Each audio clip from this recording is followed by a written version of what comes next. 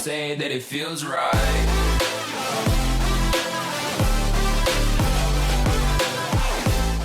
What's up, guys? It's the Blender, and today we're back in Baldur's Gate 3 with our Oathbreaker Hexblade Paladin and / Warlock, and we are finished with level 5. We finished doing a bunch of things, getting the Space Gummy stuff done, and getting our Space Gummy,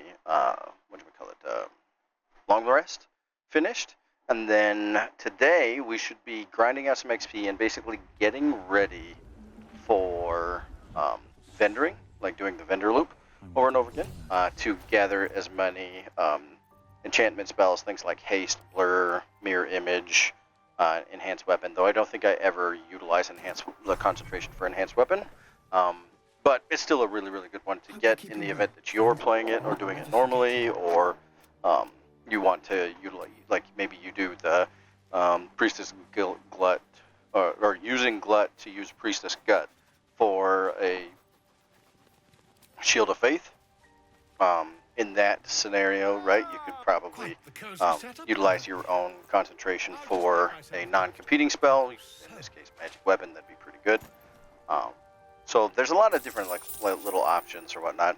We are staying away from DPS scrolls with the exception of Shatter, because we use Shatter for the eyeballs, like the psychic eyes, though in theory you don't need to do that anymore, because I found out you can throw them into the void. I always assumed a floating eyeball would never die to the void, like throwing it somewhere, because it would just fly and float back, but turns out they are extremely susceptible to not being on the map.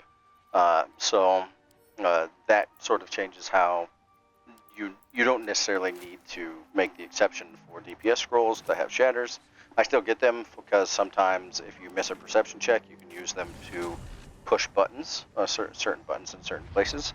One of the key ones being in like Act 2, where the Archmage helm is, or the Arcane Acuity helm.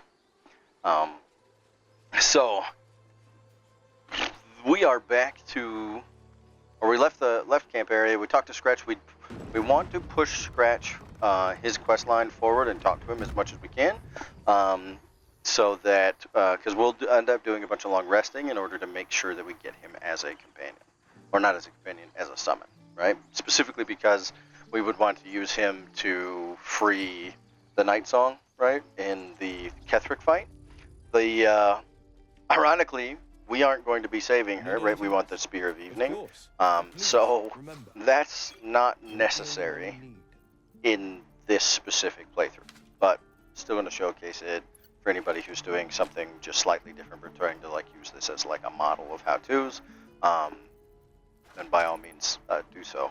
I don't know why I pulled the Gust. I'm pretty sure that was a misclick. I don't need this Gust spell, and it takes me a while to find it and get it out of the inventory. I remember that. Nothing super crazy here, just sort of like we did finish a long rest, so we're going to go to all the vendors and just clean out their inventories for the things that we want. We've also made our weight, so we should be utilizing a strength potion there. Now early on, like doing a dex-based paladin can be really, really tough early because of the like the weight requirement and stuff like that. Strength builds definitely have it easier, especially if you want to use strength all the time. And then if you do a build that is strength based, or at least that has a modicum of it, like more than 10 or 12, right? Like then you also get the added benefit of being able to like carry a bunch of things while maintaining that. But you become what I believe in D&D they call MAD, multiple attribute dependent. I'd love to have 10 strength on this guy, but then like you'd be -1 on all your wisdom checks, at least until you got your aura of courage.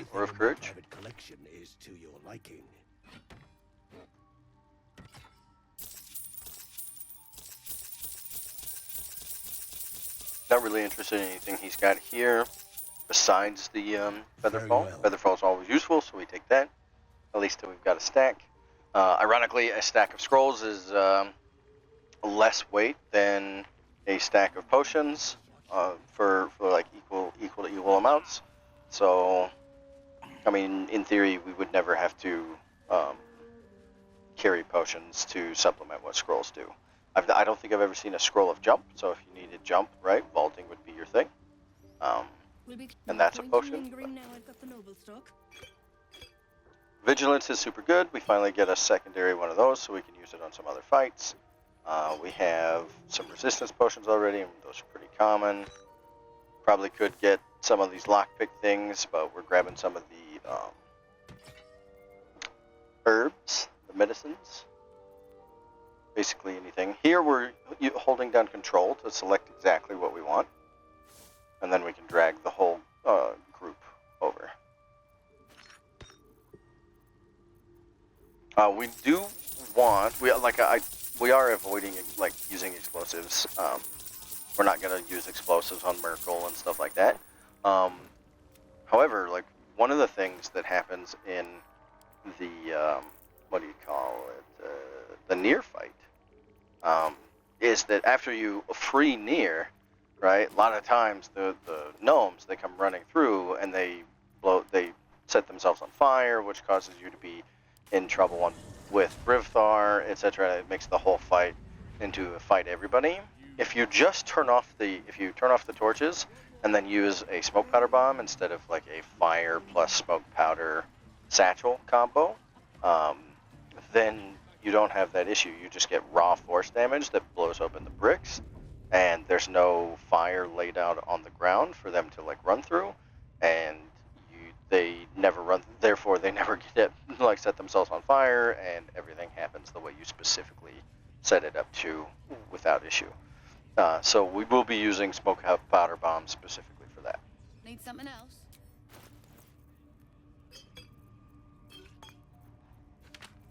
We get lucky here with Roa having 2 invis potions.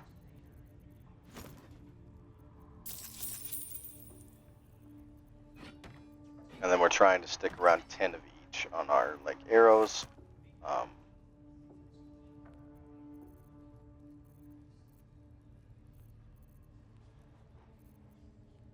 In parts of like arrows cost a lot of weight, so we don't want to get too weighted down, but we don't want to end up in a scenario where we want a fire arrow and we don't have one. So we just sort of sit at about 10 since we're not a primary archer.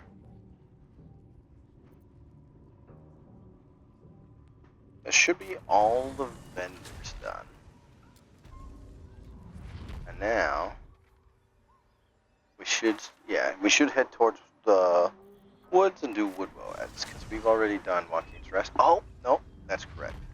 We have the caravan storage box and the Centrum outpost. So we should get that done. You can sort of do this in either way, in either order. But I don't think we'll have XP enough for another level before we do both. So I don't think it matters which way you go.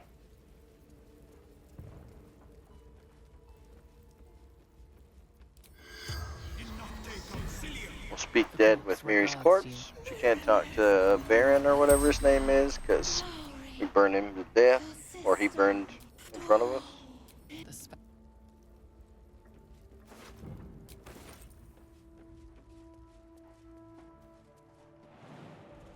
And we don't really care if we pass the check or not, but we'll at least give it a try.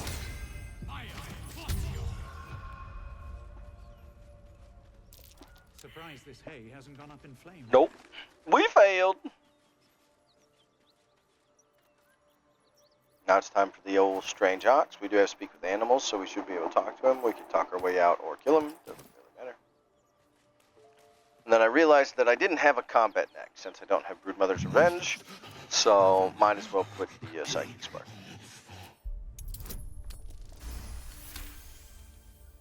No, I was ready to run you through. They took this by me. Now we got 50 experience for talking to him, and I'm pretty sure we only get like 1 XP for killing him. Yeah. So it's not necessarily worth killing him if you don't want to. Best be on It my is way. only 1 XP. If you pass the speed checks.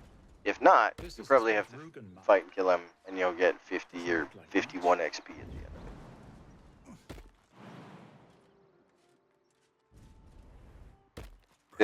That's our pathing for whether we did, like, regardless, whether we know the pass rates or not. Since we passed the perception check, we're able to see the guy. If we didn't, you can walk right in front of him. He'll see you, and then he'll freak out and start running away. In that case, you just pause as soon as you have his back and start this fight basically in the same way.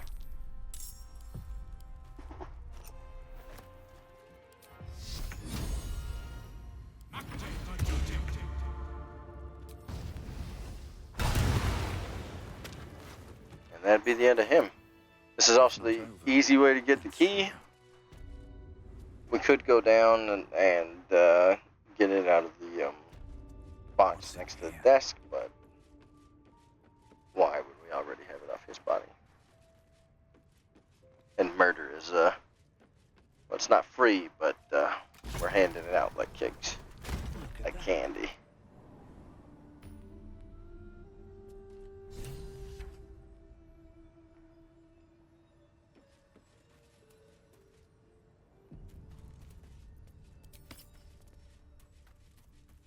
And now we get our stuff ready for persuasion check. We want to tell this girl, Zaris, that we're here to trade. Honestly, and maybe we'll kill you clean. It's not a terrible DC, but you only get 1 dice unless you have advantage somehow.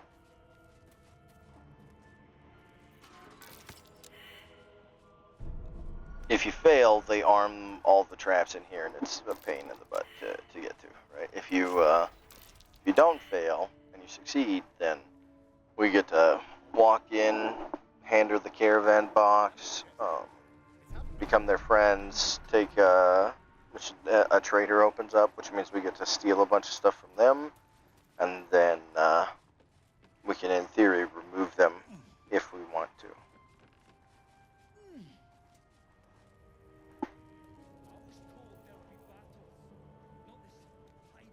Not meant. I could use someone with your skills. Let's see. But right now, I Job, reckon what we're is better it? friends. Find them. God damn it. Give her the chest. Our It's not trader can open, show you some. etc. There we go. Now we can go talk to Brem, and what we're looking to get from Brem is the Titan String Bow. It is, I think, the best damaging bow in the game. We'll use it for a couple things, not a whole lot. It eventually loses value to us when we stop chugging strength elixirs. And then, what else are we after? Well, if you Gloves have of to go, Thievery. my pet artist, of course. Got some interesting stock for a friend of the family. Oh, yeah, and he always has stock of invisibility potions. So that's really all we're after there. We can take the rest of these things if we want to, but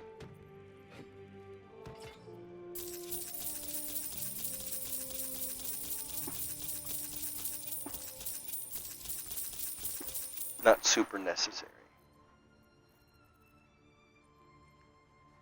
I think my greed gets the better of me here, and I just clean him out.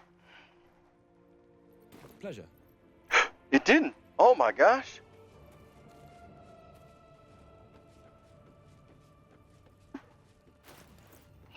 I'm impressed. I'm so impressed. I managed to not buy everything in his shop and send it to camp so it could rot there. And there's the old Titan bow spot. Now the Gloves of Thievery beat out the Gloves of Power for pickpocketing because they provide advantage, and advantage is better than the +1. However, eventually, right, when we get to Act 1.5, right, when we're on our way to the Githyanki Crash, that will give us the ability to Time to skulk about.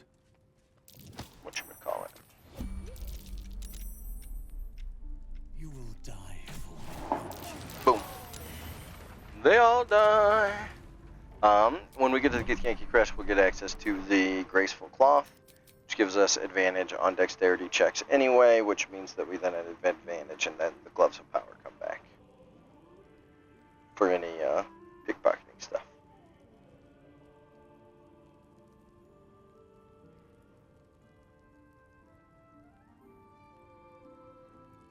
What are we thinking about here? Oh, we're going through our...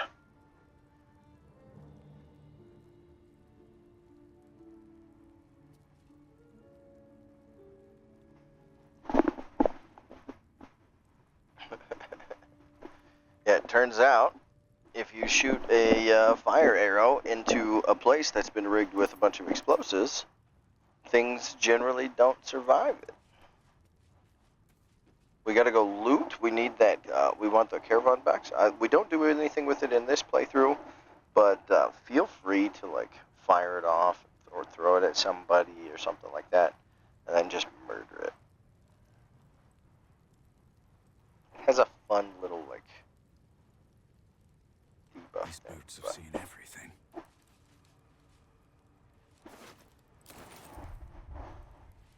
I think Morgana does Pokemon battle. She always like tosses it at the spectator near the drow area.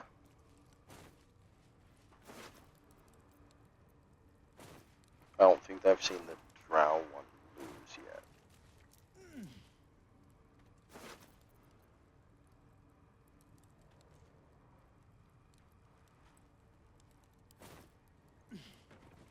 And away we go. There's our strong box.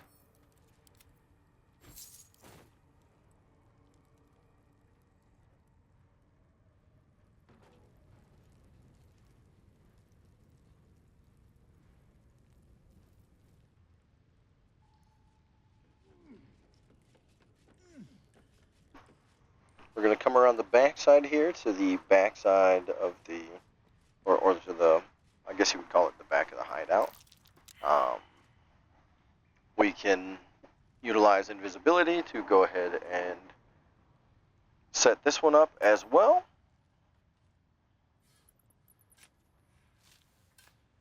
I don't think I've ever gotten anything crazy good out of this chest.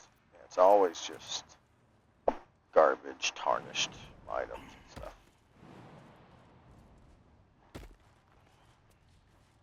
These mines glow green when they're active. When they're not active, they have the traps are up in the air, right? They're like the flaps or whatnot. They're up in the air instead of flat out on the ground, and they are in their orange state like this.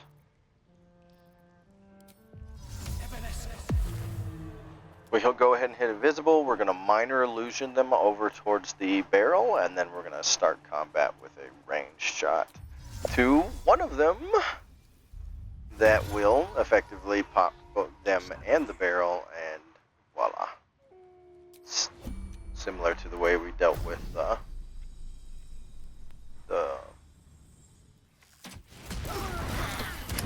guys in the tombs.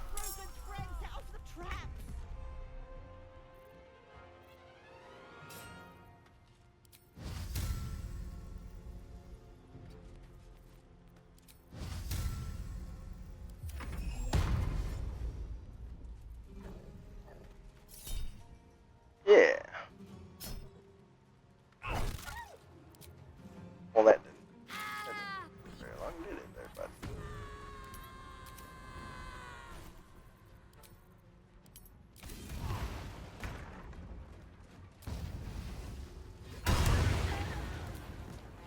Crit takes care of the human, and the offhand attack takes care of the dog.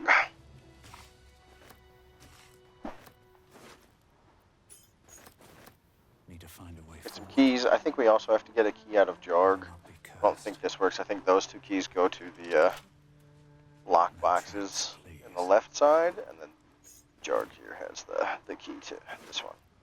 He also happens to have a fire arrow that we want, since we just used one. I don't think there's actually anything in here that we want, but that is a unique set of gloves, so we'll go ahead and send them to camp. I'll take that.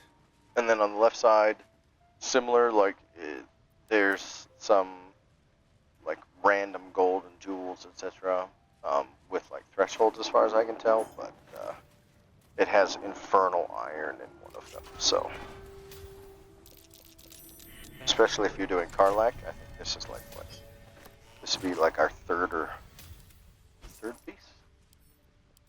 I think this is our third piece, right? So this would technically get us, you know, both her heart fixes plus our first item.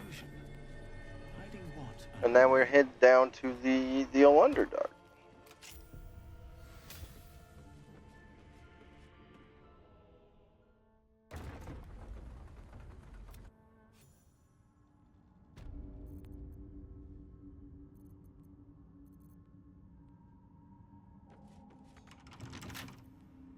Yep, that doesn't work.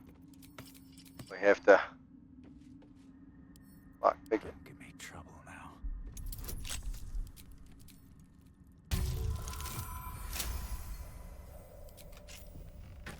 Not big DCs on these. Let's have a look.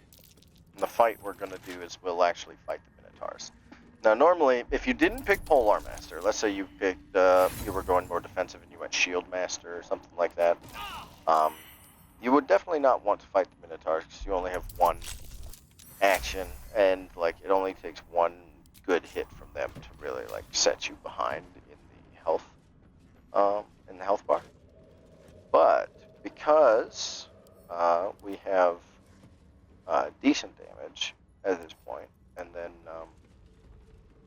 we have 2 attacks per turn, then we're effectively able to fight them as if we were level 5 paladin, right? If we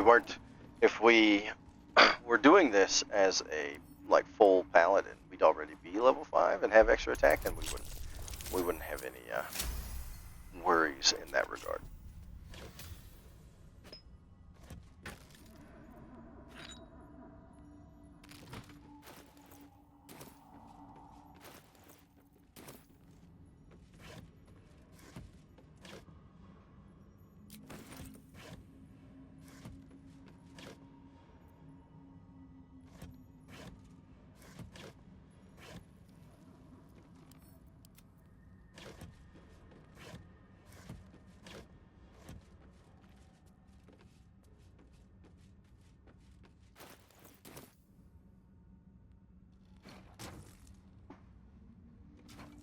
Go ahead and move those crates out of the way so that we can make a decent walking here. And then I like to put the hunter's bow, the hunting bow, for the advantage against monstrosities. Now these guys typically do their reckless roar and give you advantage anyway, but in the times when that's down and they choose to do something else, then I prefer this. If you didn't want to do that and you just want to do maximum damage to them, I would take the Titan string bow with strength elixir and just push it.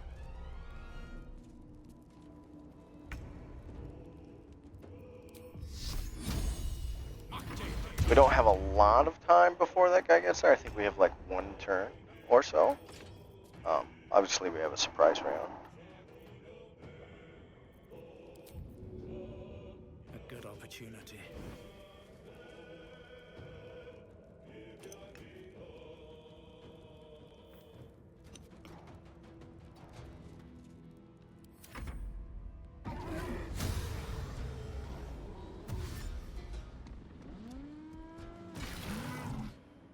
We should have 1 more, and then he should jump up to us.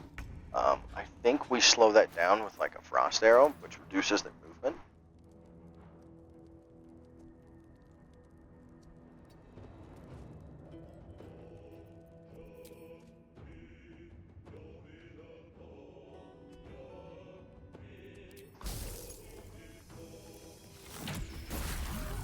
Yeah.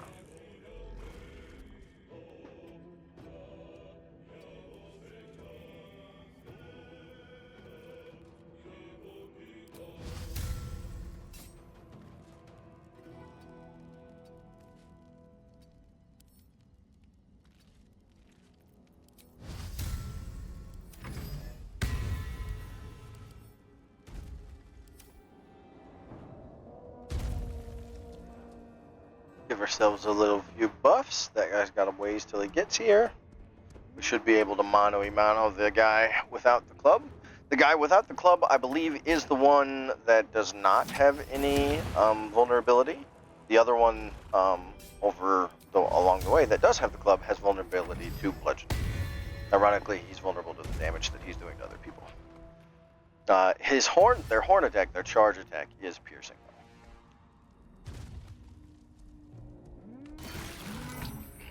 He takes a little bit of fire damage from the mines that he ran over.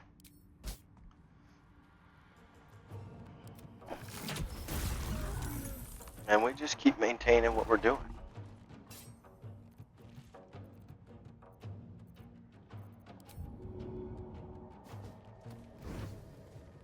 We choose not to use Vow of Enmity because we already have advantage from the Hunter's Bow. And that's not good. We failed our saving throw. Now this is the annoying thing, is that prone makes you, at least in BG3, prone makes you lose concentration on whatever you're concentrating on. I dislike it. But it does work in our favor sometimes, and then sometimes not.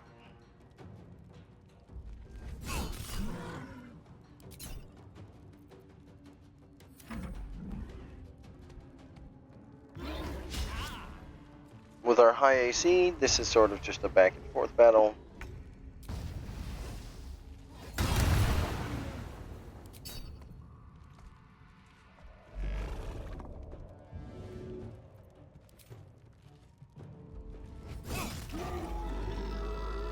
One down, one to go.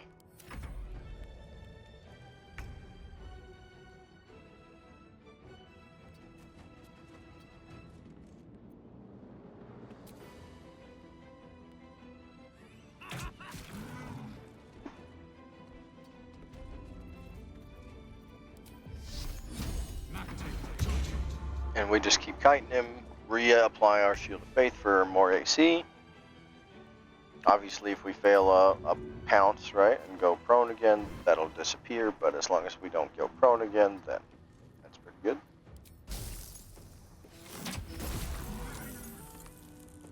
We tried to do the same trick here, but I don't think it works the same. I think he makes this leap.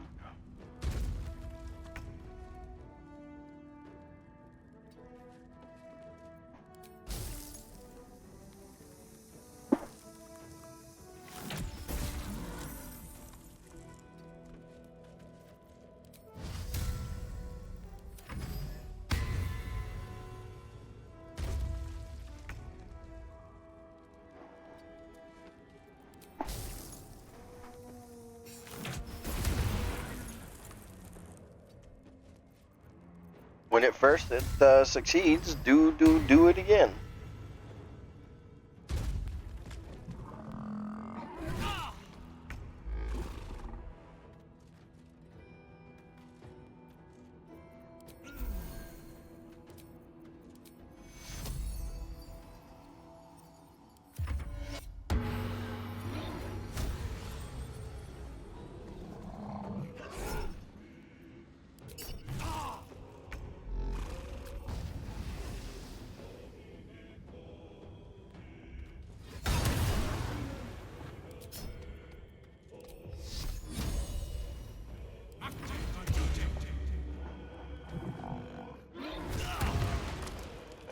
Another breaking of our Shield of Faith.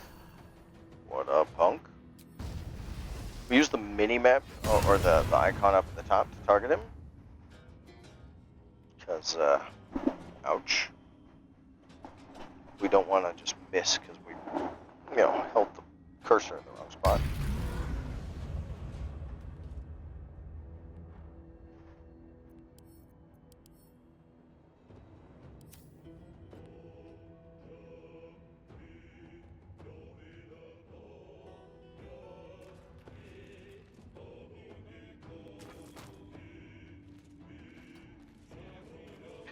Here we take line of sight so that he can't just gore charge us.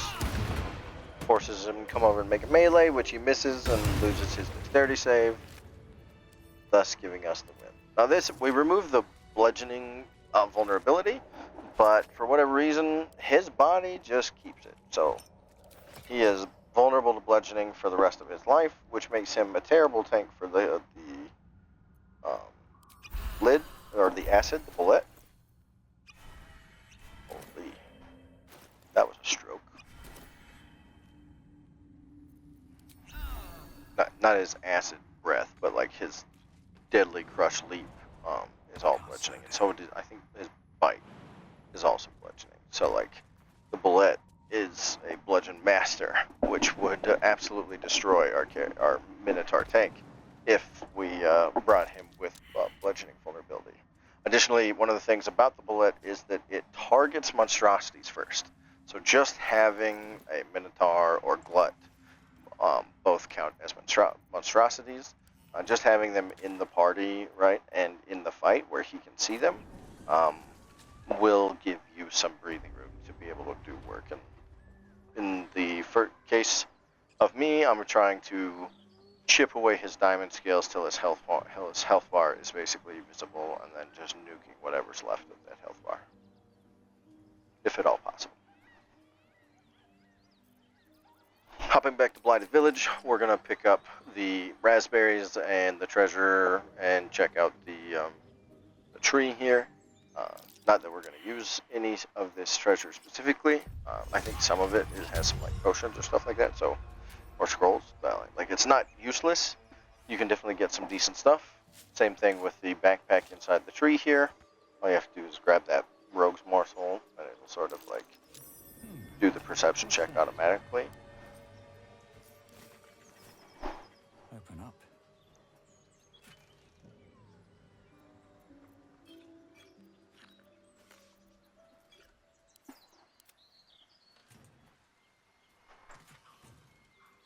And away we go. There should be a berry bush here that we're going to go ahead and get. And now we should be able to go uncover the secrets of the swamp. Making a pit stop by Auntie Ethel as she cowers from two young spry boys from the farm.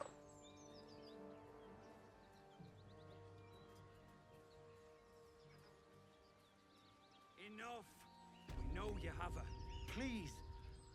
Just stop this. Don't.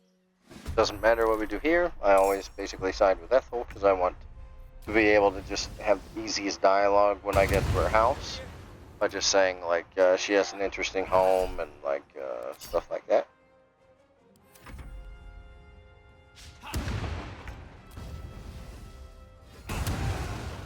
Oh, I didn't mean for the. I.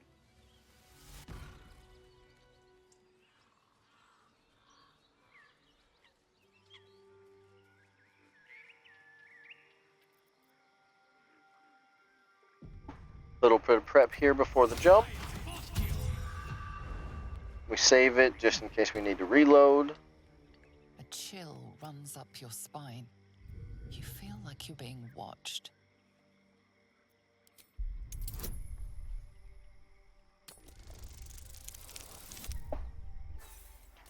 There's our fail. We could reload here, but we are Dark Urge with a bunch of inspiration, so we'll go ahead and use some inspiration. And voila! The swamp slash, I don't know what else you would call it, is revealed to us.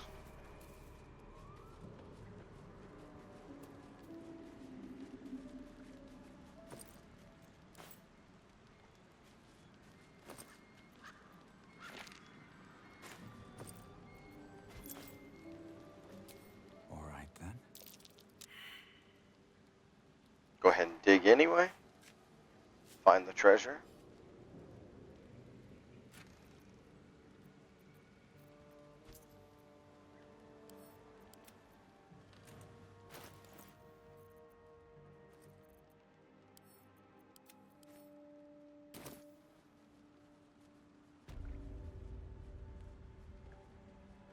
We're going to go ahead and bypass the wood woads for the moment. Go get the, should go get the glyph, though I think I'm debating as to whether or not I should just do the wood woads on my way.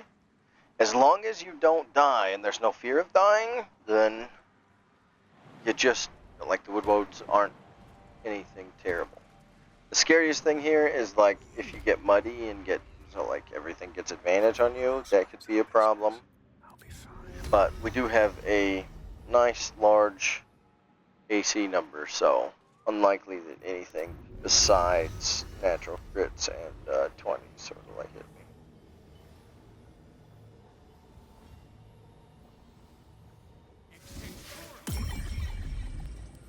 We go ahead and use the scamp, old shovel, and his invisibility.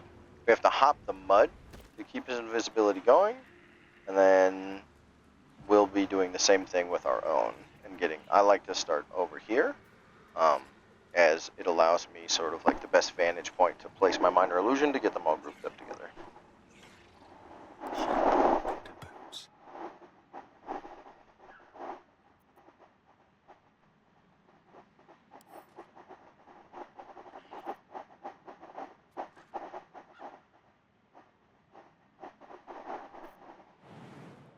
And there's our cue.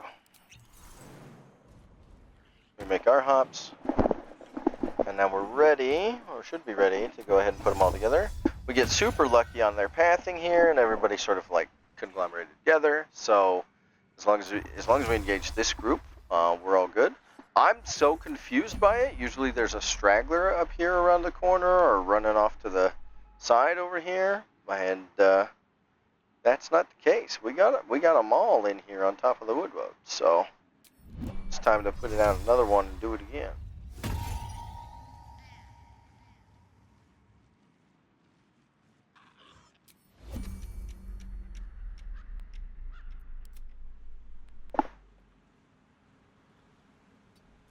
We're going to use the shovel to initiate surprise round again.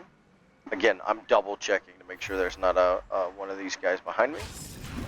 Surprise round is initiated. We need to get him out, and then we'll utilize our character to enter the surprise round.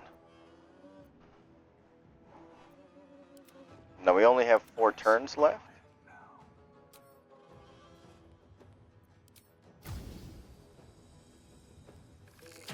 And we target the wood mode with our fire so that we can try to prevent them from regenerating.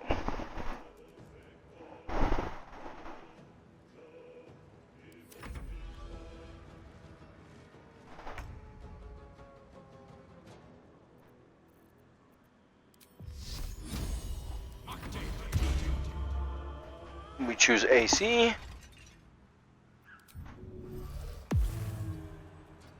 I'm not sure. I'm not sure if AC is better here than having advantage. I think advantage would probably win.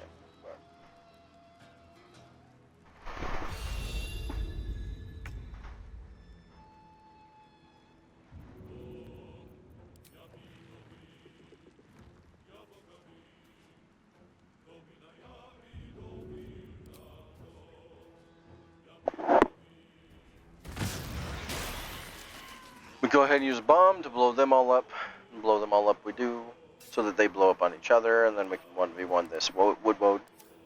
You don't have to. The easiest way that I found is actually on the Blade Singer, to group them all up like we just did, and then you come out of stealth with like a glyph of warding fire, and then it blows up right there. And then it does a ton of fire damage to them, right? It doesn't matter if they make their save, right? If they make their save, right, they take half damage, but wood, like plants are vulnerable to fire, so like they take double, and it just basically instantly deletes the wood woads, and then it kills some of the mud methods that then blow up for force damage, that then chains upon that force damage kills another one, which causes it to pop its force damage, and continues that cycle over and over and over again. Here we're sort of limit testing. We're like, okay, he's going to do that. We put the candle out preemptively, so that when he did his entangle, it would encompass the candle. And entangle, if it touches a fire surface, will ignite all of the flames. So since the candle was already out and ignited, we're good to go. We can leave the candle there, and then like if it ever gets snuffed out, like let's say somebody poured water on it or cast water over the top of us, etc. if the candle went out and then they re-entangled us again, we could just reignite the candle and it would reignite the vines. Now, ideally, you have it out and already ignited when the entangle hits, so that the moment the entangle hits, it burns all the vines and your entangle disappears, right? Like you are no longer restrained.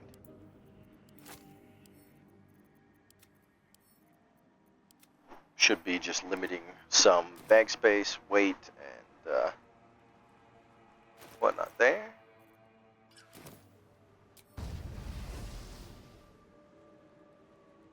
Now we need to go get the Riverside Tea House waypoint. We also want to unlock Auntie Ethel, so we want to tell her she has an interesting home and go through her dialogue options. If we do that, here I'm testing with condition locking. I was going to try and condition lock a Protective Spark Wall, but you have to do damage with a cantrip, right? Or spell, I think it is. In order to get the Spell Sparkler buff. And even though that works for my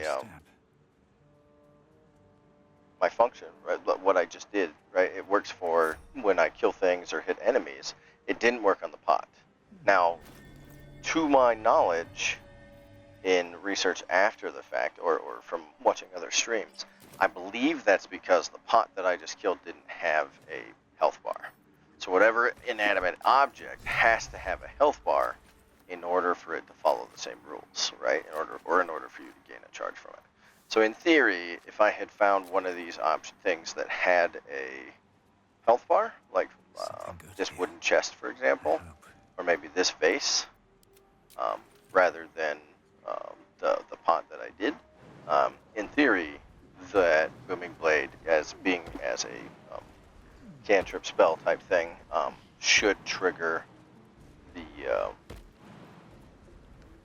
the lightning charges, and then if I get the lightning charges triggered, then I should be able to remove the Protected Spark Wall and condition lock it and get the plus to AC and the plus to saving throws. But didn't know that at the time, and not really worried about the AC at the moment. I mean, obviously it'd be nice to have like a 22, 23, or 24. I think we'd be at like, well, we're at 24 already because we have Shield of Faith, so we'd be at like 25 with Shield of Faith. That would be sick. We would be nearly unhittable in Act 1. Nearly unhittable in Act 2 as well. Like only a couple things can hit you in Act 2 when you have that high an AC. But we'll come back to fight Gandriel. We could technically do it now because we have enough attacks, right? And if we wanted to use a haste potion. But if we just wait until we're 6, so we have Paladin 5, we'll have the second base attack. And if we get a surprise round and start, get the start out of the surprise, we can really just sort of like delete him before he gets a chance to auto crit and hurt us.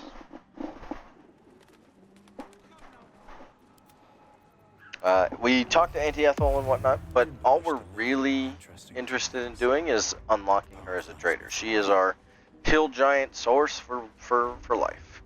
I only have one haste potion because I got unlucky with the mind flayers, and so here I'm actually going to steal a guaranteed haste potion out of here from her, and then just zip my little tiny behind away from her so that when she triggers, she doesn't trigger on me, and then she doesn't trigger and go to her hidey hole and like stop being available as a trader.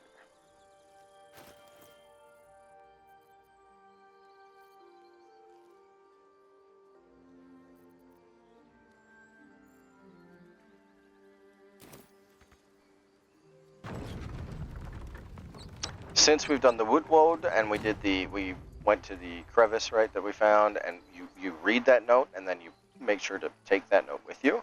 As long as we've done that, we can now initiate the Kaga fight with the Shadow Druids. However, at this level, with this AC, etc., the Harpy fight is pretty simple, right? Pretty easy.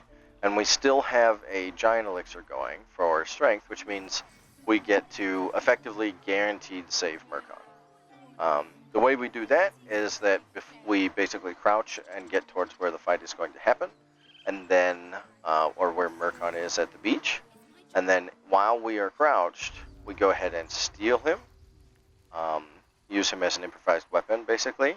And since we're not in combat, when we're, you know, in theory, starting to pick him up, we can basically say, take this path for as long as we need. So we don't have to, like, pause time and give ourselves, you know, a bunch of, like, dashes before we do it, right? He's not moving, so we're able to do this on sort of live, which allows us a little freedom to where we take him.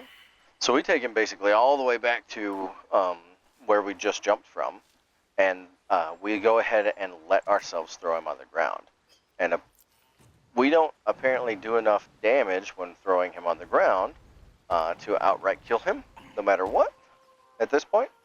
And so because we can't outright kill him, with our tossing him on the ground, we knock him out, basically. And so he basically stays unconscious while we can then go fight the harpies. But another hidden benefit of this is if you kidnap him while he's engaged with them, we will now be able to see all of the harpies. So we don't have to pass the perception check. We don't have to pass the other checks or the intimidation check or whatever checks that we have, right, while in close range, and we don't have to pass the initial lure check for the song. We just drag old Murkon over here, go ahead and toss him. He goes unconscious on the rocks there. He starts rolling his turns for his like wake up, but even if he wakes up, he just stays there and he stays way out of range. And because he's that far, the harpies never really like engage him. They always engage us. And we have the hunter's bow. They are also monstrosities, so we have permanent advantage. And so we can use shovel here to enact a surprise round. We'll go ahead and we'll have to use invisibility to do it for ourselves. But if we get a full surprise round with how much damage we do and how hard we are to hit, this should be a cakewalk. We even are so confident in our AC that we switch to the two-hander. Which sort of makes sense. This is like a level 3 fight versus a level 5 character. We are going to crush them. Now this is one of the things that I don't like, right? In the surprise round, because we opened up, we hit them, right? But effectively how that works is like we hit them during our round. So we should get our polearm like bonus action strike. But it doesn't work that way, right? Because that happened outside of combat or outside before the combat was done, right? It doesn't know to reward us with the bonus action for the combat round.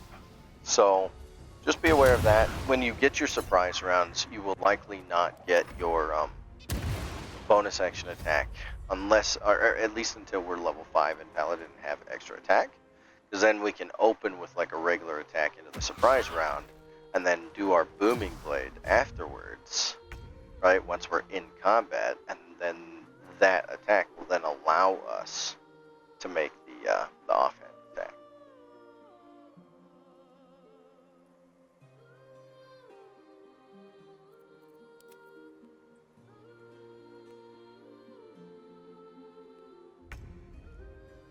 That took a while for their round. They didn't even do that much. Oh, and we failed our lure, so we're not really worried about Shovel. Shovel's not going to really make it, but he is just sort of there to help. What happened? Thankfully, we saved from the lure, which means we now get to utilize our Never a dull moment. feature attack.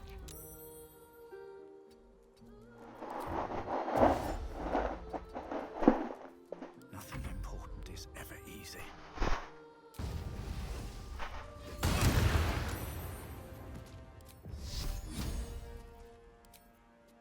Yeah, we already have Shield of Faith up, so no worries there. We would also prefer to take Protection from Good and Evil rather than Shield of Faith, but since we're already concentrating on Shield of Faith, this is fine. If we lost concentration on that, Protection against Good and Evil would be better, because these, as well, I would it affect monstrosities? I'm not sure if it would affect these guys, since I don't think they're Fate Fiend. I think they're just monstrosities, so scratch that.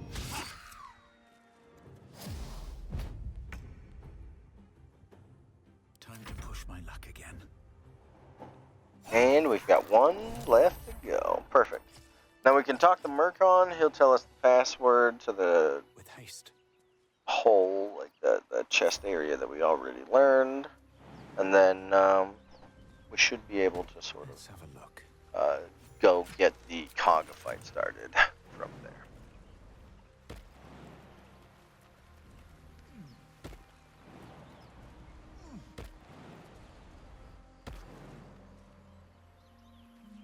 Feel free to skip this. I think we only get there's a color blind spray ring Let's see what those in copies this are. particular nest. We're reading those to try and get as much XP as we can. Not sure if it gave us really any, and I think it's maybe worth like 10 or 15 XP in total. So, you know, to each his discretion.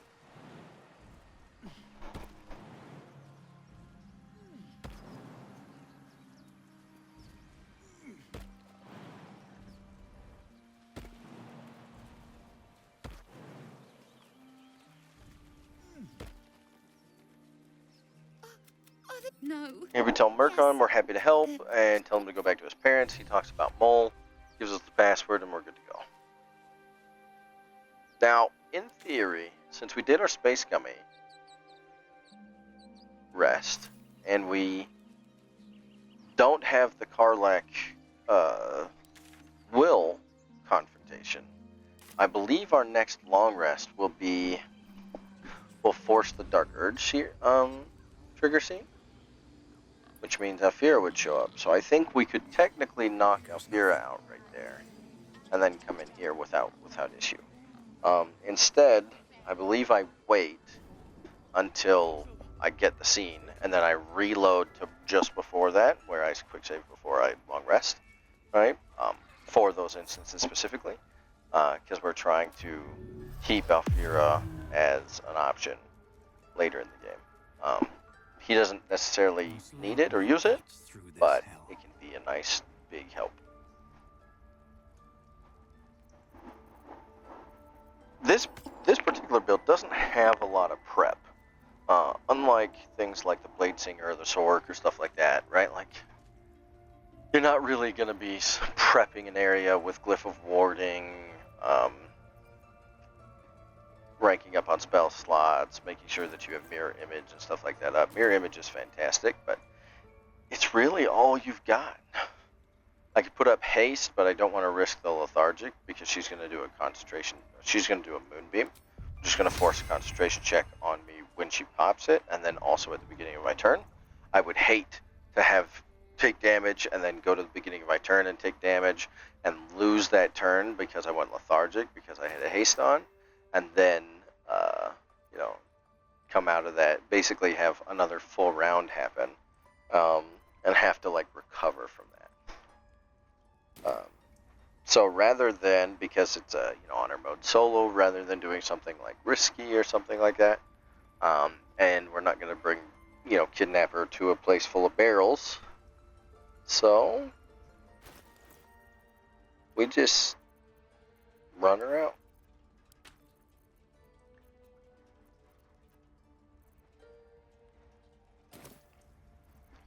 Here we're utilizing the Bow of Awareness for the initiative. We have the strength. We would ideally have something like Bloodlust Elixir or something like that. Maybe Viciousness or some sort of like DPS version. Since we can use our Hex stuff. But that's a negative to our plus to hit. So strength is still better there, What? but overall, You think you're we could basically just toss up mirror images, already have Shield of Faith concentrated on, and we're done because we can't reconcentrate on haste, and we don't want the haste to like wear out and cause a problem. So your concentration is Shield of Faith, and your the rest of it is just doing work.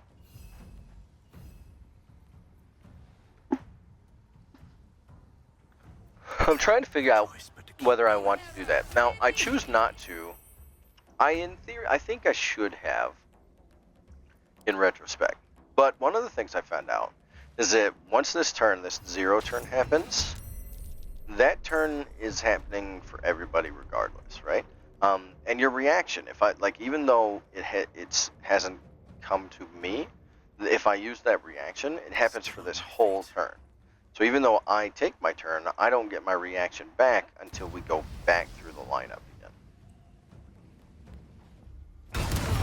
So since it doesn't strictly follow like D&D rules, it has a little bit of a weird interaction there. Here I'm trying to get Nettie involved in this fight. That's why I put Shuffle over there. And for some reason, he can go up there and tickler, and nothing's happening. And even I can go, like, I think I make it to her in the next turn, but because I'm a friend, right, she doesn't care. And even though I'm a friend in combat, she just doesn't care. So it has to be that one of the aggressors gets into, like, her line of sight, basically. What now? There we go. A little bit of half damage, little negative to the bludgeoning damage.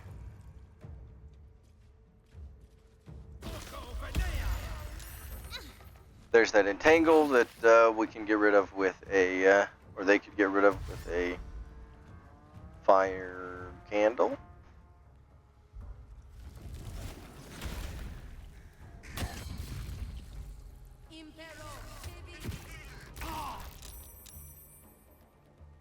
Don't waste a step.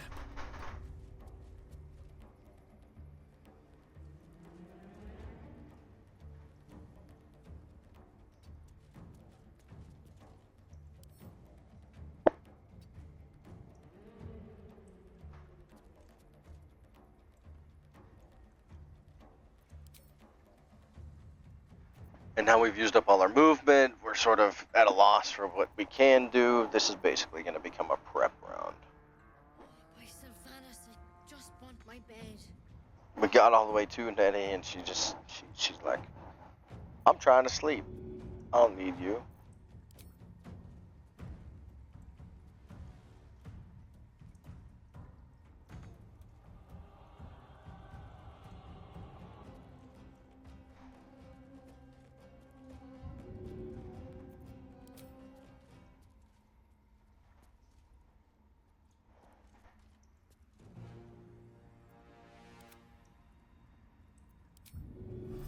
The good thing about this positioning is that we have this choke point now.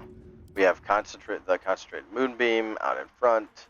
The bad part is obviously, you know, throwing things through this door is a pain in the ass. I'm trying to save this little guy, right, so that he soaks up more damage. So I'm trying to like pull him out of the moonbeam while pulling them closer. I only managed to get a hold of one of them, and that person is still out of range for me. So should be prepped to get ready for this.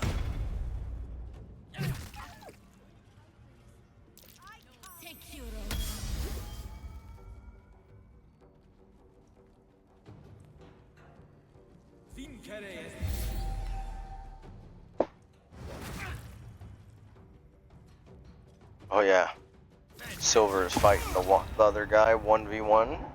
I think Silver starts winning and then eventually gets tagged for a big hit and loses. But the bear takes a nice, healthy amount of damage from the moonbeam. Way to go, Kaga, hurting your friends. We love it.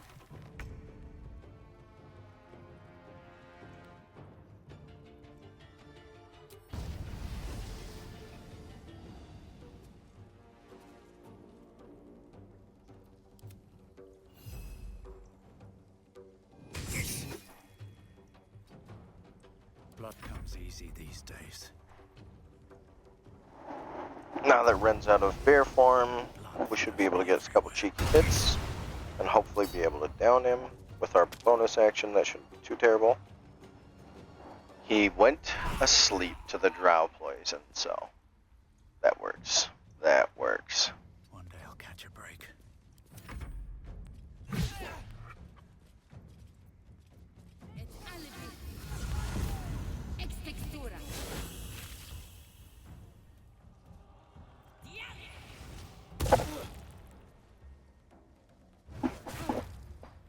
Still not too worried about this fight. Nettie didn't make it though. Nettie got moonbeamed right like before her turn started, and on her turn started, she just died.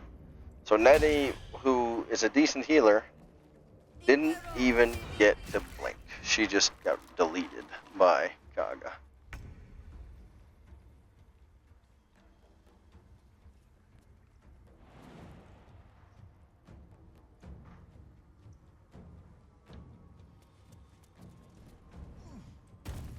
There we go.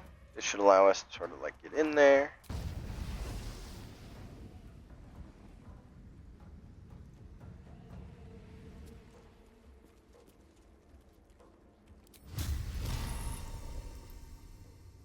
Yes, Kaga. It's time for you to lose concentration on that moonbeam.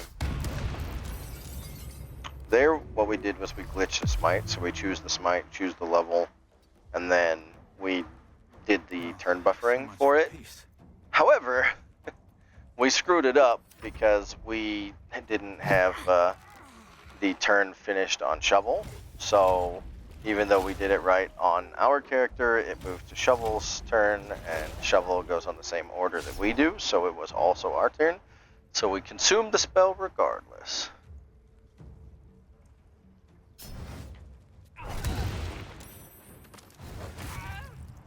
Whether or not you take that attack of opportunity is really kind of up to you. I would sort of ideally want to not, and then get a disadvantage posed on like Aladdin or something like that. But at least the other guy does manage to land an entangle. He hits us just as much as he hits them, unfortunately, but he does hit them, which means that Olga doesn't take off running and go somewhere else.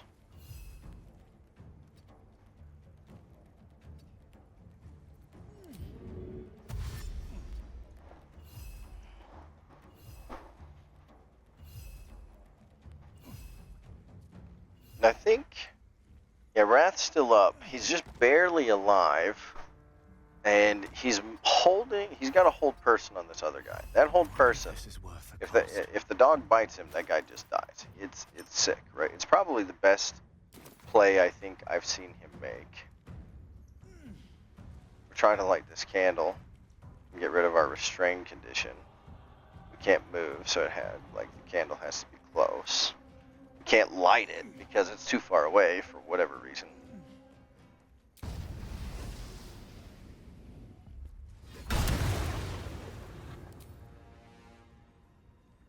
And so we resort to just wholesale murder. Put Booming Blade on him, toss him so he has to run toward us.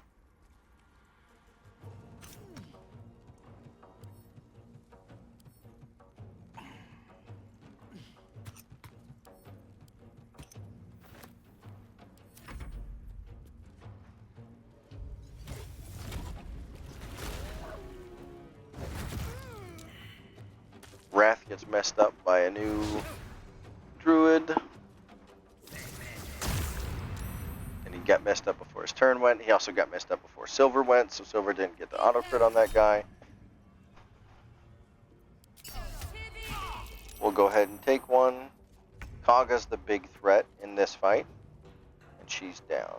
So we're not really worried about the rest of these guys.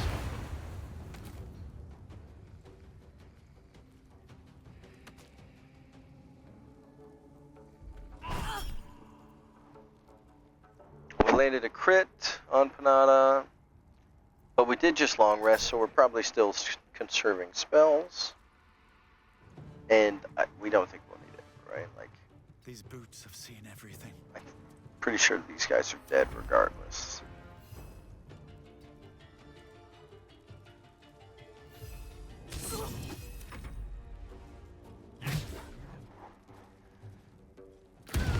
Silver and old dude still battling it out over there. Kaga is actually nice to us by being in wolf form over there.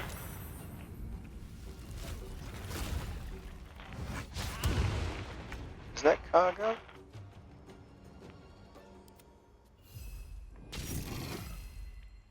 Nothing will stand him.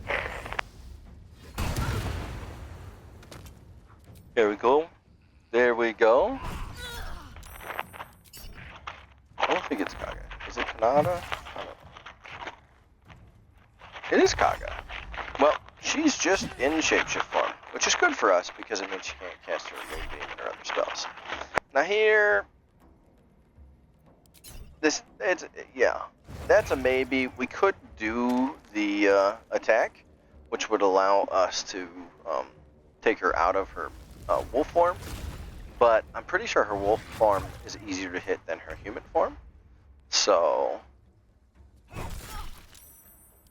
we're okay with leaving Kaga in her less meaningful form. Though, if she ever lands Exposing Bite, she gives auto crit to the next person that hits us. So, hopefully our AC will live out.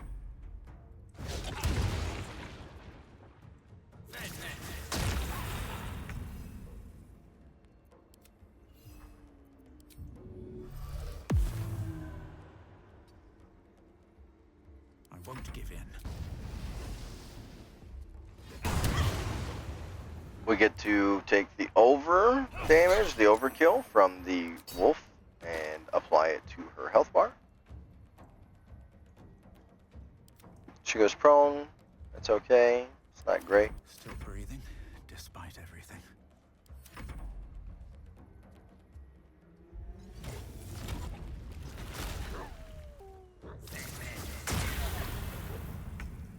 This guy has poison spray. And that's that. Druids down. Go ahead and get our Broodmother's Revenge. This is our new combat neck for a while. Goes really well with the berries, the raspberries we picked up. Moving in. And here, we want to basically steal from Wrath. Findal's kind of garbage. We saved him, but he's terrible in that fight. He thunderwaves his friends. So we gave him the lashing he deserved. We'll go ahead and take the tablet from Wrath in order to open up the vault, the Druid Vault, and get the stuff out of there. We can do that now since he didn't survive. If he did survive, we would just wait. You can pickpocket it off him, but obviously in honor mode, if you fail that, that could be dangerous. If you're okay with resetting, then you just save before you do it, and so on and so forth. But if you're not okay with resetting and you're just going to play it, as intended and not worry about that, then that could be an issue on like a take what you get challenge run.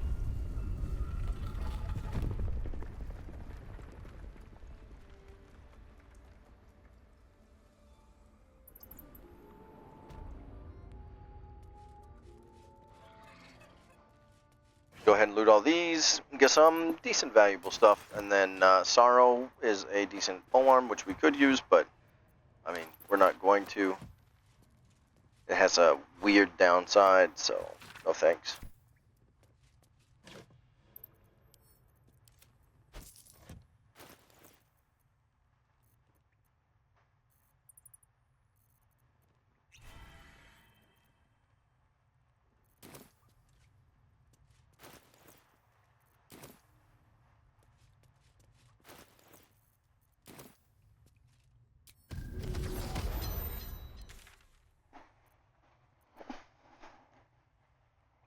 There we go. That should be all of that. We're checking around. We're basically checking our list here to make sure that that's all we've got. We'll go back to the Blinded Village and sort of stop there. So that'll make it for an episode for this one. And I think we do trading and start the goblins on the next one, but we will have to find out. Hopefully this was entertaining and or informative for you guys. And if it was, I'll catch you in the next one.